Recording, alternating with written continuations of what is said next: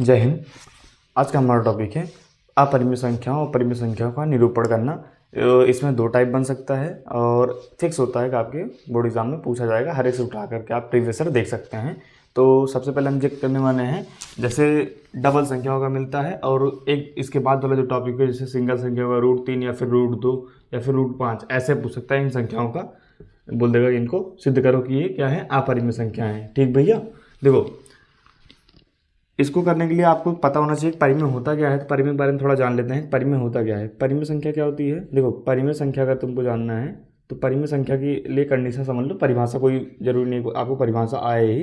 देखो परिमेय संख्या होता क्या है, जिसे P/Q के रूप में होना चाहिए, यानी बटे के रूप में होना चाहिए पहली कंडीशन। और P और Q क्या होना चाहिए, दोनों क्या होना चाहिए, पूर्णांक होना चाहिए। क्या होना चाहिए भैया, पूर्णांक होना चाहिए। और क्यू की इक्वल नॉट जीरो, यानी बटे में कभी वैल्यू जीरो नहीं होना चाहिए। यानी जैसे 2/3 हो सकता है और 5/4 भी हो सकता है, माइनस का भी ले सकते हो क्योंकि पूर्णांक में तुम्हारा माइनस भी आ जाता है।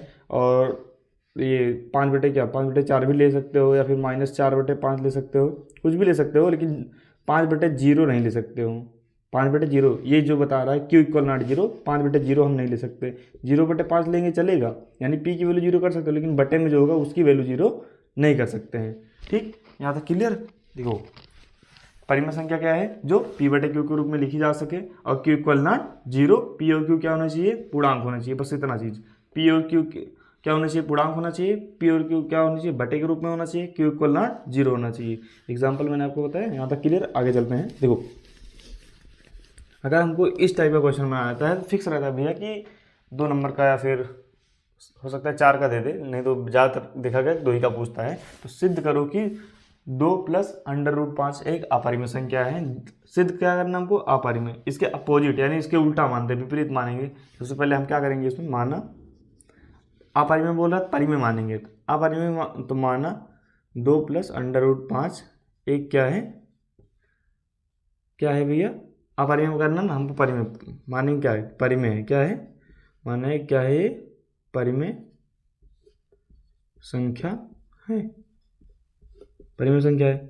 अब परिमेय संख्या है तो अभी हमने क्या किया था कि परिमेय संख्या जो होती है वो क्या होती है, P/Q के रूप में होती है। हाँ भैया बिल्कुल। तो अगर ये परिमेय संख्या इसको मान लिए तो 2 + 5 को हम P/Q के रूप Q के बराबर लिख सकते हैं नहीं, क्योंकि ये परिमेय संख्या इसको मान रहे थे। ये भी तो P/Q क्या होती है, परिमेय संख्या होती है। तो इसके बराबर लिख सकते हैं नहीं, जी भैया बिल्कुल लिख सकते हैं। 2 किस में है, प्लस में। उधर जाए क्या हो जाएगा, माइनस में हो जाएगा भैया। 2 इधर प्लस में, उधर जाए क्या हो गया, माइनस हो जाएगा। P/Q -2। अब इसके बटे में 1 ले लो, इसको सॉल्व करने क्या होगा, P1 जा P, यानी P का 1 से गुणा करो, P कम में P और माइनस, और 2 का गुणा Q कराओ क्या हो जाएगा, 2Q। और बटे में क्या हो जाएगा, जैसे भिन्न सॉल्व करते हैं वैसे ही, जैसे फ्रैक्शन सॉल्व करते हैं, बटे में क्या हो जाएगा, Q हो जाएगा। बटे में क्या हो जाएगा भैया, Q हो जाएगा। और इधर क्या बच रहा तुम्हारा, √5। इधर क्या बचा भैया, Q। अब ध्यान देना कि हमने 2 को ही क्यों ले गया भैया। आपको ये करना है कि रूट वाली संख्या को, जब 2 संख्या बन जाए तो रूट वाली संख्या को एक साइड करना है, बाकी और जो कुछ भी रहेगा, जैसे गुणे में भी हो सकता था, जैसे 2 √5 भी दे सकता था। तो इसको हम सेम वही माने, अपरिमेय प्रूफ करना था, परिमेय मानेंगे तो P/Q के रूप में करेंगे। तो 2 गुणे में उस क्या गया, भाग में हो जाएगा, यानी रूट वाला एक साइड करना है, बाकी और सबको एक साइड। इधर 2Q बन जाएगा। ये इस टाइप का हो, अगर ये मल्टीप्लाई के रूप में होता 2 × √5 होता तो 2 क्या होता, गुणे में था, भाग में जाता। तो एक साइड क्या हो गया, रूट वाली संख्या बचनी चाहिए, एक साइड बाकी डाटा बचना चाहिए। बाकी इधर क्या बच रहा है तुम्हारा, P-Q, यानी बटे के रूप में बच रहा है ना, बटे के रूप में बच रहा है ना। तो ये क्या है हमारी, और हमने तुमको परिमेय तो बताया। परिमेय क्या होती है कि जिसे P/Q के रूप में लिखी जा सके, और जो और Q इक्वल नॉट जीरो होना चाहिए, P और Q क्या होना चाहिए, पूर्णांक होना चाहिए। लेकिन वहीं उसका विपरीत अगर अपरिमेय तुमको जानना है, अपरिमेय क्या होता है, अपरिमेय में क्या होता है कि जो बटे के रूप में ना लिखी जा सके, जैसे वहाँ पे कुछ चीज़ें उसके अलावा भी होती हैं, जैसे पाई हो गया, रूट में कोई मान होता है, जैसे रूट का कोई संख्या है जिसका परफेक्ट स्क्वायर ना बने, जैसे √3, √5, √4 नहीं ले सकते। √4 नहीं ले सकते क्यों, क्योंकि √4 से अगर देखा जाए 2 बाहर आ जाता है ना, तो √4 हमारा क्या अपरिमेय नहीं है। तो जैसे पाई हो गया, रूट की कोई संख्याएं होंगी, इसके लिए भी जान सकते हैं इतना। दशमलव में कुछ संख्या होती है जिस पर जो लगातार रिपीटेड होती है, जिस पर बार लगा होता है शायद, वो वाली, हाँ वो वाली जिस पे बार लगा होता है, जैसे 2.34 इस पर बार लगा दिया, ये भी अपरिमेय मानी जाती है। नहीं, इसको तो प्रूफ कर सकते हैं ना, इसको तो परिमेय के रूप में p/q के रूप में व्यक्त कर सकते हैं ना। नहीं, ये नहीं होगा, ठीक है। अभी आप इतना जानना, ये पाई और ये पाई और रूट दिया तो ये वाली ऐसी संख्याएं होती हैं आपकी, इसमें अपरिमेय में आएंगी। तो हमारी क्या होगी, रूट 5 किसी का परफेक्ट स्क्वायर है, बताओ रूट 5 से कोई निकल जाएगा नहीं।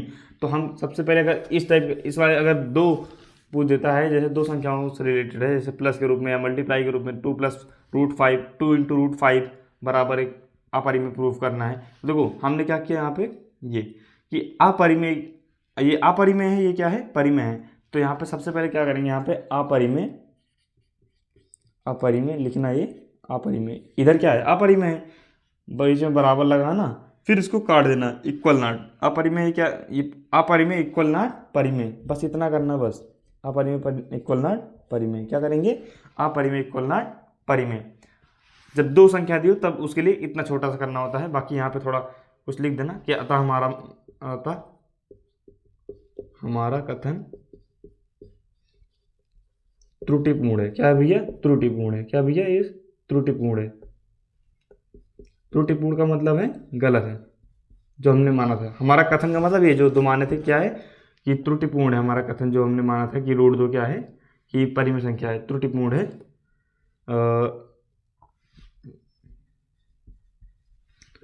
अतः 2 + √5 एक क्या है, अपरिमेय है, अपरिमेय संख्या है। बस इतना लिख देना वहाँ पे जब इस टाइप का पूछता है। बाकी जैसे सिंगल संख्या पूछता है तो उसके लिए अलग ये लाइन जरूर लिखना, क्योंकि हम यहाँ से क्या, क्योंकि अपरिमेय जो होता है परिमेय के इक्वल कभी नहीं होता है, मतलब परिमेय इक्वल नॉट परिमेय अपरिमेय बराबर नहीं होते हैं। तो हम जब इस टाइप का आता है तो रूट वाइज संख्या को एक साइड बचा लेंगे और बाकी सारी संख्या को एक साइड कर देंगे। इस तरीके से हम कर सकते हैं इसको। चलते हैं हम अगले क्वेश्चन पे। देखो भैया, अगर आपको दे दिया जाए कि सिंगल संख्या का, जिससे √3 √5 √7 कोई भी आ जाए, सबका एक ही है, बता दे रहे हैं। जैसे इसका तरीका क्या है, जैसे एक सिंगल संख्या का पूछता है, तरीका दूसरा है, लेकिन इस तरीके से √2 का पूछ देगा, √5 का, फिर √7 का पूछ देगा, जो कि आपके सिलेबस में √3 √5 √2 √7 है, 4 ही है, बाकी वो 2 संख्याओं वाला मिल सकता है। तो उसका एक ही तरीका है।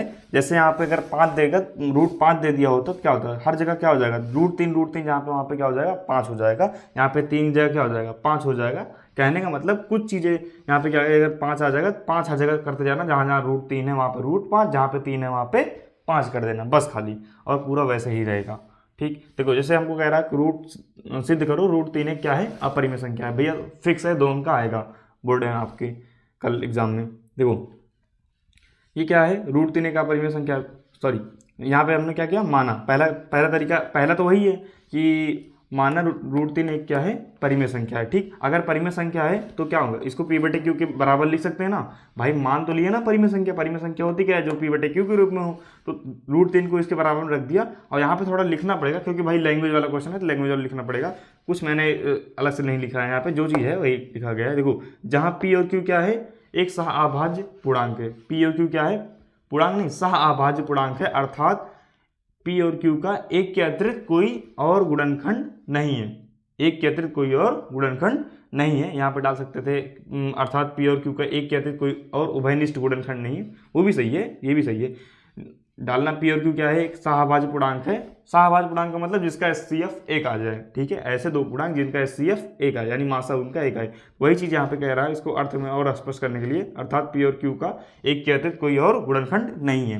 दोनों पक्षों का वर्ग करने पर, ये जो लिखा गया था इसी में दोनों पक्षों का वर्ग किया गया, तो √3 का क्या हो जाएगा, √3 क्या हो जाएगा, √3 का स्क्वायर करेंगे, ये लिख देना, वहाँ पे लिखना पड़ेगी, ये लाइन लिखेंगे तो आपका और अच्छा हो जाता है। जो कर रहे हो वो चीज़ बता कर रहे हो ना कि हाँ क्या कर रहे हैं। √3 का स्क्वायर करेंगे तो √3 बटे में 1 ले सकते हैं, इधर p² / q² हो जाएगा। भाई दोनों पक्षों का वर्ग कर रहे हैं ना, ताकि क्वेश्चन पे कोई इफेक्ट ना पड़े। तो देखो अब ध्यान देना, 1 का गुणा यहाँ पे p² हो जाएगा, q का गुणा यहाँ पे 3q², तो 3 मल्टीप्लाई में होगा ना किसके, q के हो जाएगा। तो जो 3 होगा उसको उधर ले जाएंगे, क्या हो जाएगा, p² के बटे में आएगा नहीं, कहने मतलब q यहाँ चला जाएगा, 3 यहाँ चला आएगा। कैसे होगा, देखो इसका गुणा यहाँ पे कराओगे, इसका गुणा यहाँ पे, यानी ये क्या बन जाएगा तुम्हारा, 3q² बराबर क्या बन जाएगा, p² बन जाएगा। बनेगा कि नहीं तुम्हारा, बनेगा ना, ये तुम्हारा लिख दे रहे हैं, तो एक स्टेप लिख दे रहे हैं, उसके बाद उसको कर दे रहे हैं। देखो यहाँ पे क्या बन जाएगा, इसका गुणा का 3 गुणा कराओ तो क्या बनेगा, 3 क्यू स्क्वायर बराबर में पी स्क्वायर, इतना बनेगा कि नहीं, ये 3 क्यू स्क्वायर बराबर में पी स्क्वायर। तो अगर तुमको ये 3 मल्टीप्लाई उधर ले जाएंगे क्या हो जाएगा, डिवाइड में हो जाएगा, बटे में हो जाएगा ना। हाँ भैया बिल्कुल। तो ये यानी अब देखो यहाँ पे ध्यान देना, क्यू स्क्वायर बराबर तुमको क्या मिल रहा है, पी स्क्वायर बटे 3। तो यहाँ पे एक लिखना, यहाँ पे अगर ये किस 3 पी को डिवाइड में लिखा गया, पी स्क्वायर के डिवाइड में लिखा गया, तो यहाँ पे लिखना वही चीज़ 3 पी स्क्वायर, यानी 3 पी स्क्वायर को विभाजित करता है। तो यदि 3 पी स्क्वायर को विभाजित करता है तो 3 पी को भी विभाजित करेगा। अब ध्यान देना पॉइंट की बात क्या है, जैसे यहाँ पे क्या है, 3 का वर्ग क्या होता है, 3 का वर्ग मान लो 4 का वर्ग क्या होता है, 4 का वर्ग क्या होता है, यहाँ पे 3 है, 3 लेकर समझा है। देखो 3 का वर्ग क्या होता है, 3 का स्क्वायर क्या होता है, 9 होता है। वो 3 से कटेगा कि नहीं, यानी इसको 3 का जो, जैसे मान लो तो पी की जगह यहाँ पे 9 होता है, 9 क्या है, 3 का वर्ग है, 9 क्या है भैया, 3 का वर्ग है। तो यानी इसको हम 9 को क्या लिख सकते हैं, 3 का स्क्वायर लिख सकते हैं, नहीं लिख सकते हैं ना। तो 3 अगर p जो है 3 के स्क्वायर को, स्क्वायर का मतलब क्या होगा, वैसे वहाँ पे स्क्वायर लगा 9, तो 3 त्रिक के 9, 3 बार में कट गया। तो कह रहा है कि अगर 3 जो है p स्क्वायर को काटता है तो p की वैल्यू क्या हो जाएगी, p की वैल्यू अगर यहाँ पे 3 भी रख दिया जाए, यानी चाहे 3 लें या फिर 3 का स्क्वायर लें, दोनों को क्या करेगा, 3 डिवाइड कर देगा कि नहीं। तो वही चीज़ कह रहा है, जैसे यहाँ पे चाहे 4 ले लो या फिर 4 का स्क्वायर ले लो, क्या हो जाएगा 16, दोनों ही 2 से डिवाइड हो जाएंगे कि नहीं, हो जाएंगे ना। 4 का वर्ग क्या होता है, 16 होता है, ये भी 2 से डिवाइड होगा और 4 भी क्या हो जाएगा, 2 से डिवाइड होगा। तो वही चीज़ कहना चाह रहा है यहाँ पे कि यदि पी स्क्वायर 3 जो है पी स्क्वायर को विभाजित करता है तो 3 पी को भी विभाजित करेगा। ठीक भैया, क्या करेगा, अगर 3 पी स्क्वायर को विभाजित करता है तो 3 पी को भी विभाजित करेगा। यानी अगर 3 का वर्ग अगर 3 से डिवाइड हो जाता है तो 3 भी क्या हो जाएगा, 3 से डिवाइड हो जाएगा। जिस संख्या का वर्ग अगर किसी संख्या का वर्ग अगर 3 से डिवाइड होता है तो वो संख्या भी 3 से डिवाइड होगी। कहने का मतलब बस इतना ही है, इतना ध्यान देना। बाकी चलते हैं हम नेक्स्ट स्लाइड पे।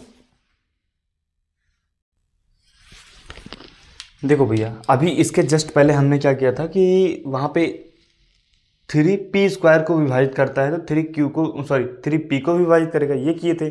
अभी देखो, अब उसको इस तरीके से बनाएंगे, हमने वहाँ पे 3 से पी स्क्वायर को विभाजित किया था और 3 पी को भी विभाजित कर रहा था। ठीक, तो 3 और p का संबंध चल रहा था ना वहाँ पे, तो हम वही उठा करके क्या मान लेते हैं, p बराबर 3m, मतलब p बराबर में तुमको मानना पड़ेगा जो प्रूफ किया हो। अगर q बराबर तुम्हारा पहले आएगा तो q बराबर मानना, अगर p बराबर में आ गया यानी p स्क्वायर को पहले से 3 से डिवाइड कर रहे हो, मतलब इस तरीके से तुम्हारा समीकरण बन रहा है, तो वहाँ पे q बराबर ही मानना पड़ेगा। अगला स्टेप ये होगा कि माना p बराबर 3m, 3m की जगह तुम 3a मान सकते थे, b मान सकते थे, कुछ भी मान सकते थे, तुम स्वतंत्र हो, लेकिन हमको m अच्छा लगा, हम मान लिए। माना p बराबर 3m, जैसे अगर 5 होता है यहाँ पे तब हम क्या मानते, अगर 5 को प्रूव कर रहे होते तो p बराबर क्या मानते, 5m मान लेते हैं। कोई भी यहाँ पे एक चर लेना, 5 के साथ में कोई एक चर लेना जहाँ m कोई धनात्मक पूर्णांक है।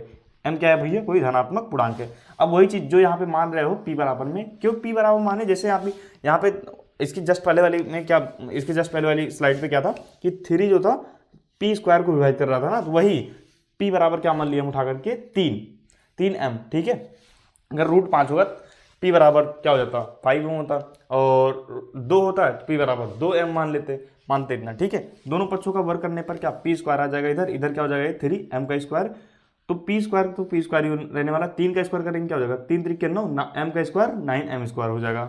ठीक है, कहने का मतलब इतना। अब क्या होगा यहाँ पे, ये जो यहाँ पे देखो ध्यान देना, क्या गलती हुआ यहाँ पे, हाँ गलती कुछ भी नहीं, सही है। इसके पहले वाले में जब हमने क्या कर रहा था, जो किया था, तो वहाँ पे ये था कि √3 बराबर में जब इसका स्क्वायर और p स्क्वायर बटे में q स्क्वायर, जब इसका किए थे इसके पीछे वाले में, तो हमको क्या मिला था, p स्क्वायर बराबर कुछ मिला था, ये क्या हो जाएगा, √3 का स्क्वायर करेंगे 3 आ जाएगा, q का स्क्वायर करेंगे q स्क्वायर ही जाएगा।